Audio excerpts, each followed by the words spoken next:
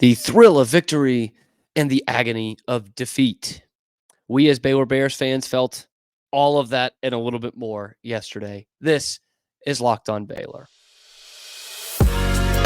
You are Locked On Baylor, your daily podcast on the Baylor Bears, part of the Locked On Podcast Network, your team every day. Thank you for joining another episode of Locked On Baylor, brought to you by LinkedIn. I'm your host, Cam Stewart of ESPN Central Texas. Happy Monday to you. Thank you for making it your first listen today and every day. Depending on how you look at it, I could have started with Baylor failed to make the Sweet 16, or I could start it with Baylor is in the Sweet 16. I think I'm going to start with Baylor is in the Sweet 16. The Lady Bears go into Blacksburg, get a big victory, and they are headed up to Portland for the Sweet 16. The men's team, on the other hand, for the third year in a row, crashed out in the second round. No second weekend of the NCAA tournament for us yet again. And I would love to look at, what that means for this team and for this program. First, I'm going to start with the ladies. A gut check win in Blacksburg. In fact, the first loss of the season for Virginia Tech at home. They're now 16-1 on their home floor this year, and that is how their season will end. Baylor 75, number 4 Virginia Tech 72. Wow. What a win. What a win for Nikki Collin. For a coach herself who had not gotten out of the first weekend as a college coach. We remember back in 2022, they won the Big 12 again in her first season. They had Alyssa Smith and inexplicably went out in the second round. And then last year, you had more of a scrappy team than a skilled team and had to go up to Storrs, Connecticut, where almost nobody wins. And then you get this year. And what a ride it's been. And we'll talk more about that throughout the week in terms of pulling yourself back and looking at this season. But top 5 in the country earlier this year. They had won 2 top 5 games. It looked like they were going to be the champions of the Big 12. And it really petered off. And even with the strong finish to the regular season, we were on here talking about how, they could win a couple of games here in the Big 12 tournament and be a host again.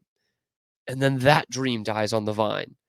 And then you got to go to Virginia Tech, who has been a top team most of the year. In fact, we're above the 4 seed line most of the year. And then you got to go and play them in Blacksburg. Now, did you get a bit of a break? Absolutely. With Liz Kitley, the 3-time ACC Player of the Year, not available, tore her ACL. But that said, Virginia Tech still has a ton of talent, and they hadn't lost at home. Nikki Collins said it, and we put it in yesterday's special show of, she was saying we think we're going against 5 players, but really it's against 10,005 because you guys saw it if you watched the game. That place was punched out to the hilt, man. It was packed in there. They really got up and gave a great hostile atmosphere for women's basketball, which was awesome. And Baylor took advantage of the opportunity that they had without Kitley on the floor. And it was one of those where they were not, they weren't running away with it, but they felt in control most of the game. And, that you didn't expect them to win by 20, but they made the plays down the stretch, which was just fantastic. And there was some symmetry to this game too that I think just tells the story of how back and forth this was, kind of nip and tuck this game, because Baylor shot 43% from the floor. Virginia Tech shot 43% from the floor. Baylor shot 27 of 63 on the game. Virginia Tech shot 27 of 63 on the game. How about that, man? Like that is great tournament basketball. Total rebounds, Virginia Tech 36, Baylor 35. Defensive rebounds, Virginia Tech 29, Baylor 28. Offensive rebounds, Virginia Tech 7, Baylor 7. Like it was so evenly matched. Like Baylor leads for the whole game, but there's only 2 lead changes. but there's 9 minutes of tied basketball. And what was Baylor's biggest lead? 7 or 8? Like, it's not like they got up double digits, I don't think. I only got to watch most of the second half, but just what a win and what execution down the stretch, which is something that Baylor has had problems with this year. And I thought back to that, I believe it was the Kansas State game earlier in the year when Kansas State was number 1 in the conference. Baylor had a chance to knock them off at the Foster Pavilion, and they did not make plays down the stretch. They didn't have a point. I think it was 6-0 Kansas State to end the game, or 8-0 Kansas State to end the game in the last minute and a half of that one. They didn't have a field goal for the last 5 minutes. And it was highlighted by this absurd play from Jada Walker, where I don't know if she was trying to draw the foul or had the time wrong, but they inbounded it to her with 11 seconds left, and she was near midcourt and just threw up a heave. And everyone was like, what is going on? And I know she felt awful after that game. And, I don't want to say her season hit a tailspin, but she started to hit a slump a little bit after that. And then you had last night, Jada freaking Walker. 28 points on 9 of 16, 9 of 10 from the free throw line. She absolutely stepped up when they needed her to in a big way. And specifically, an inbound play on the side when Baylor's up 1 and Virginia Tech's going to foul. She takes it on the run, gets to the hole, gets behind the defense, and 1, hits the free throw, bang, basically game over. That was some serious cojones. That is how that absurd play against Kansas State really becomes a lesson, is when you correct it. Again, I mean, Jada, I think she was trying to draw a foul back on that Kansas State play, if I'm remembering correctly. And we felt awful for her afterwards. But this is how you correct that, by learning from it. And I know Coach Nikki Collin and the Bears staff have to be so proud of that. And by the way, on that and 1, I had to watch it on mute, so I didn't know what the announcers were saying, but that was a flagrant foul. That was an intentional foul. The girl made no play on the ball. Jada Walker was behind the defense. That should have been 2 shots on the ball, or I guess 1 shot in the ball if it's an and 1. But that's a huge call that they don't get right. It's a common foul, and so Virginia Tech gets the ball after that with a chance to tie the game still, or cut into the lead. Baylor could have put that away if they had called that right. Anyway, Baylor now heads to Portland. Sweet 16, baby. Yes. We'll be talking about that throughout the week.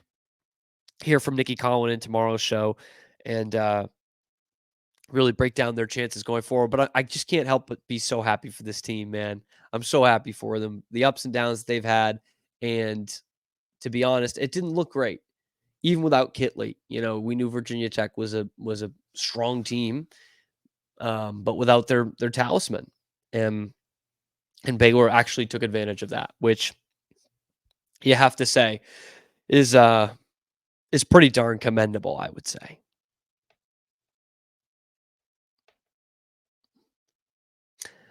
All right, then. This week's March Madness bracket highlight is brought to you by our friends at Nissan. Each week, we are picking one team that stands out, a team that has pushed it further than the rest, just like any of the all-new 2024 Nissan SUVs. These guys were able to take it to the next level. And I'm talking about this week's Nissan Rogue, and I am talking about the Baylor Bears women's team. They are obviously this weekend's Rogue, okay? This team stunned women's college basketball by taking out Virginia Tech on their home floor for their only home loss of the season. Nikki Collin has this team playing the right way. They say, whether it's you or me, it is always we. And to me, that really embodies the Nissan Rogue. That's exactly what the Lady Bears and Rogue are up to. So take the Rogue, take the Pathfinder or the Nissan Armada, and go find your next big adventure. And the way to do that is to go to shopnissanusa.com. This weekend, or today's episode, I should say, is also brought to you by FanDuel. Say goodbye to busted brackets because FanDuel lets you bet on every game of the tourney. Whether you're betting on a big upset or a 1 seed, it is time to go dancing with our friends at America's #1 sportsbook. Right now, new customers get $200 in bonus bets if your first $5 bet wins. That is $200 to use on point spreads, money lines. You can even pick who's going to win the whole darn thing. Just visit FanDuel.com/locked-on. That's FanDuel.com/locked-on and bet on college hoops until they cut down those nets in Phoenix in just a couple of weeks here. Over to the not so fun part of the weekend. Baylor men go crashing out of the NCAA tournament with a, 72-64? Am I getting that score right? Lost to Clemson. I guess it doesn't matter. They lost. Yeah, 72-64. Lost to the Clemson Tigers. Brad Brownell's Clemson Tigers get to spike the football on the Big 12 and move on to the Sweet 16. Baylor goes home in the round of 32 for the third year in a row. And I'll probably have a more refined version of what I'm going to say later in the week, but I feel for these guys so much. Like this is a great group of guys, great group of players, terrific group of seniors, and one that was a lot of fun to watch and follow and in some way be a part of for all of us this year. And by no means is this a personal attack on any one of those guys or any one of those coaches, but collectively as a program, this was not good enough yesterday. And the results in the NCAA tournament the last 3 years have not been good enough. And we'll always have that national championship.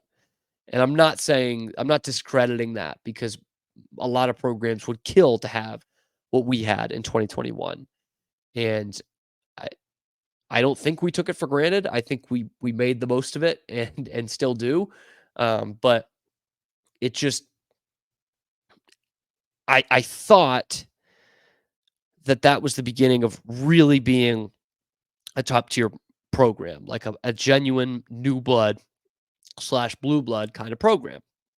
And we are a damn good basketball program. That's for sure. But what gets remembered is what you do in March. And I get there's randomness to it. And, that's why it's not like a lot of other sports. There's more randomness in college basketball than we see in any other major sport that we follow, college or pro. But that's what people care about. That is what people care about. The way Scott Drew uses that analogy of the ball up in the air. Oh, if it goes in, I'm a good coach. If it doesn't, I'm a bad coach. Good coach, bad coach, good coach, bad coach.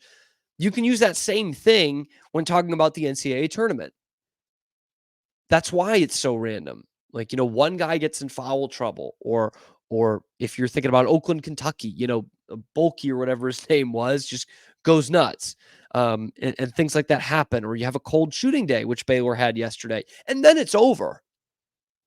So I understand that there's some randomness to it, and that's why the regular season does count for something. But people care about what you do in March. That's what gets people jobs. That's what makes or breaks a program. Those are the banners that you hang in the rafters. And the last 3 years, Baylor has been one of the teams in the NCAA tournament. That's what they've been. Nobody remembers the teams that go out in the round of 32. That's a disappointment of a season. When you're in the rankings all year long, to not be in the final 16, that's not where the top tier programs go. And every year there's an excuse. I put them out there. Like, I get it. North Carolina in 2022, bad matchup to have UNC as an 8 seed with a talented team that had underachieved that year. I get that. Creighton, they're a little too physical for Baylor. Bitch in the butt. And I don't know what the excuse is this year. I don't.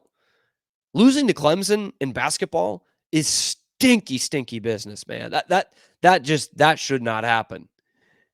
A 6-seeded Clemson at that.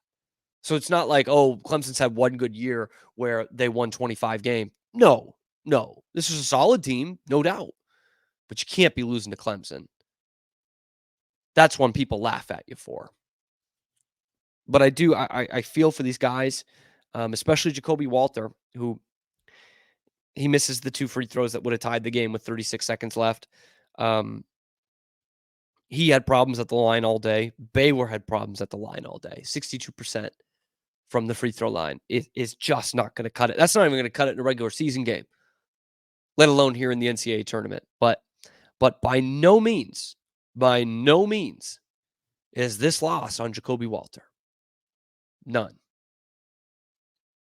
He misses the 2 big free throws, and that's what people will remember. But he also had an outstanding game. And this game was lost by Baylor, not by Jacoby Walter.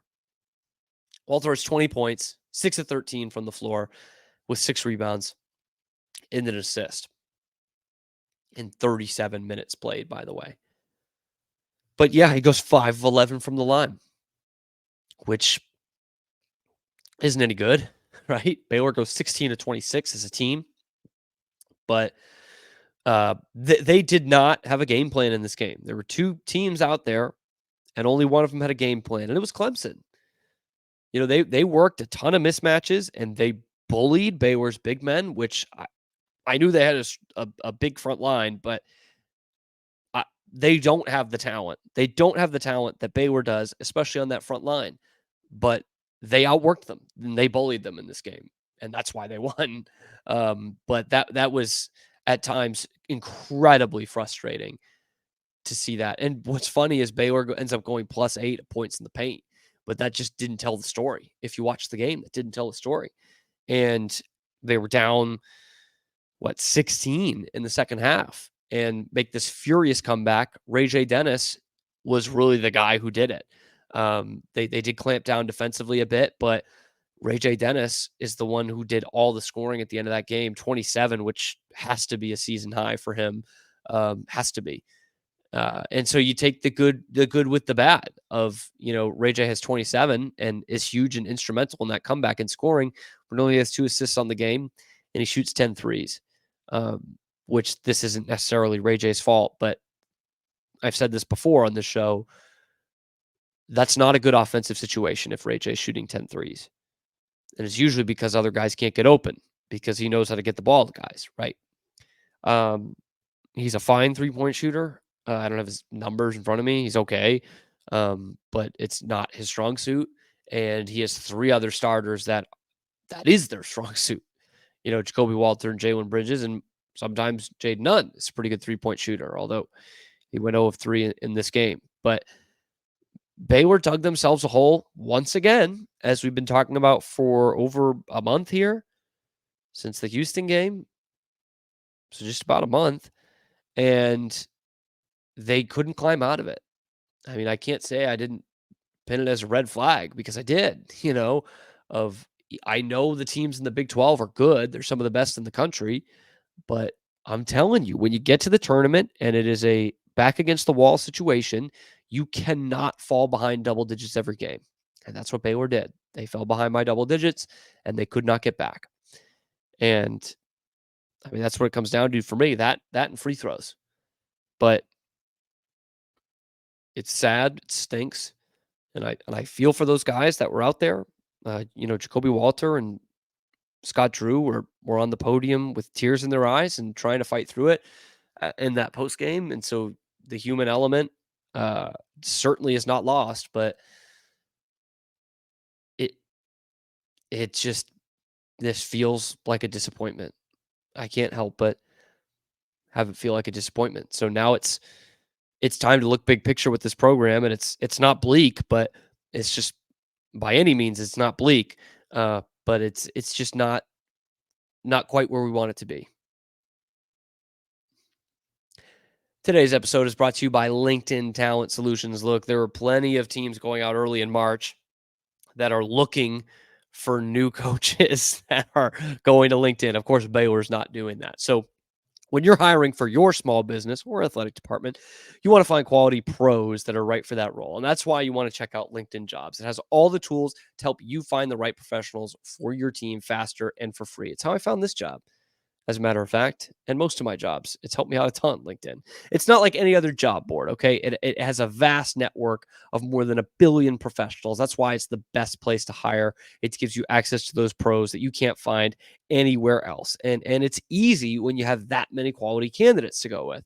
So easy, in fact, that 86% of small businesses get a qualified candidate within 24 hours. They know that you guys are wearing so many hats and you might not have like the time or the resources to really put your resources into hiring. So LinkedIn is constantly finding ways to make that process easier. They even just launched a feature that helps you write the job descriptions to make that easier once again. And that's why 2.5 million small businesses use LinkedIn for hiring. So post your job for free at linkedin.com/lockedoncollege. That's linkedin.com/lockedoncollege. Terms and conditions of that do apply. So looking a little bit more at this loss for the men, because a lot of the week will be dedicated to the women and them moving on, going to Portland. Congratulations once again. But this stings, man. It stings a lot because if I told you right before Selection Sunday, okay, here you go. Baylor is going to get Colgate and Clemson, you would be like me. Finally.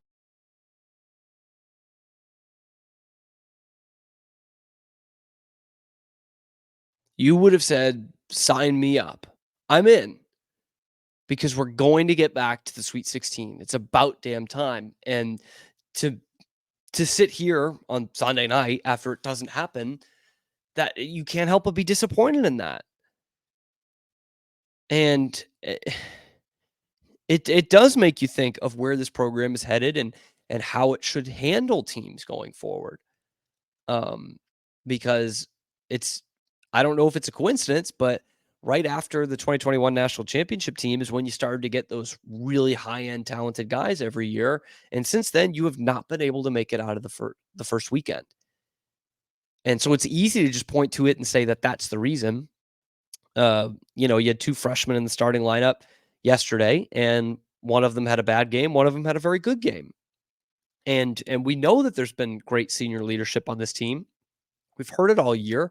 We've seen it out there on the court with guys like Ray J and Jalen Bridges. But so that's why it's tough to just point there and say, well, that's the reason. That's the reason why. But it is incredible timing if it's just a coincidence, right? That's when that started happening. And in terms of this year, you have 3 high-end talent guys, 4 or 5-star guys coming in. But I think if you're Scott Drew and his staff, you've really got to hit the portal even harder. You did it last year. You got your starting backcourt out of the portal, but there needs to be veteran-laden guys who have been there and done that, have been in the trenches, and know the grit and grime that it takes to win in March. And that's much easier said than done because there ain't a lot of those out in the transfer portal. You need someone like a Mark Vital, and those don't grow on trees. It's tough, it's so easy for us to sit here and say you need X, Y, and Z out of the transfer portal, and you're looking for some of the best players in the country all of a sudden. But Baylor, there's no reason why Baylor can't still be a destination for transfer portal guys. I mean, clearly it's still very successful. I mean, you put one guy in the second team All Big 12 this year. You put a guy in the All American team 2 years ago who was a transfer. But you need to look at guys with a lot of college experience under their belt, because you look at next year, and we'll take another episode to do this as well. But you're losing 4 starters again, which is what you did last year, and which is what you did in 2021. And it's tough to flip your team around this much. It's part of the reason why Kentucky doesn't go to the Final Four anymore, why Duke doesn't really go to the Final Four anymore once in 10 years. And why you see these teams that are winning and cutting down the nets as ones that have kept their team together.